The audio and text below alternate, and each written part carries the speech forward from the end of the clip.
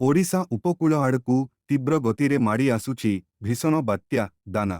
भितरकनिका धामरा मध्यरे एही बात्या लैंडफॉल करिबो बोली पाणीपाग सूचना देइछि। तेबे स्थलभागरू आउ 400 किलोमीटर दूରରେ थिबा बेले राज्यर विभिन्न स्थानरे एहार प्रभाव परिलक्षित हेउछि।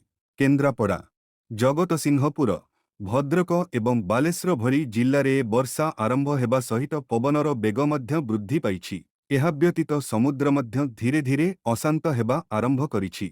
सूचना अनुसारे वर्तमान बात्या दाना पारादीप ठारू प्राय 400 किलोमीटर दूରରେ थिबा रेकर्ड कराଯାଇଛି।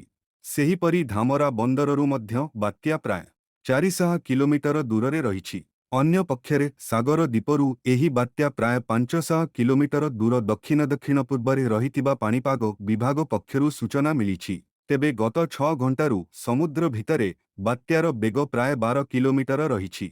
गुरुवार सकाळे एहा भीषण बात्यार रूप नेब एवं संध्या सुद्धा ओडिशा उपकूलरे पहुंचिब बोली पाणीपाग विभाग सूचना देइछि।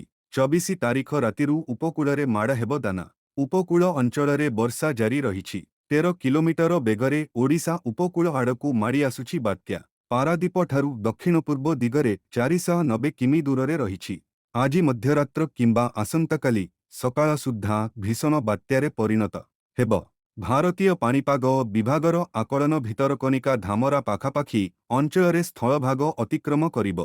दाना प्रभावरे आज संध्यारू उपकूल ओ आभ्यंतरीण ओडिशार किछि जिल्लारे पवन बहिबा आरंभ करि देइछि। तेबे दाना स्थलभाग छुईबा समयरे 4टी जिल्ला सर्वाधिक प्रभावित हेब। भद्रक, बालेश्वर, केन्द्रापड़ा ओ जगतसिंहपुर जिल्ला। भय करंतु नाही, सजग रुहंतु, एहा कहिछंती पूर्वतन मुख्यमंत्री नवीन पट्टनायक कहिछंती। मोहन सरकारंक पक्षरु बात्या दाना पाई समस्त पंचायत स्तररे सरपंचंकु दायित्व मिलिछि। दुर्बल घर लोक मानंक बात्या आश्रयस्थळींकु जिबा पाई सेठारे खाद्य जोगाण करिबे।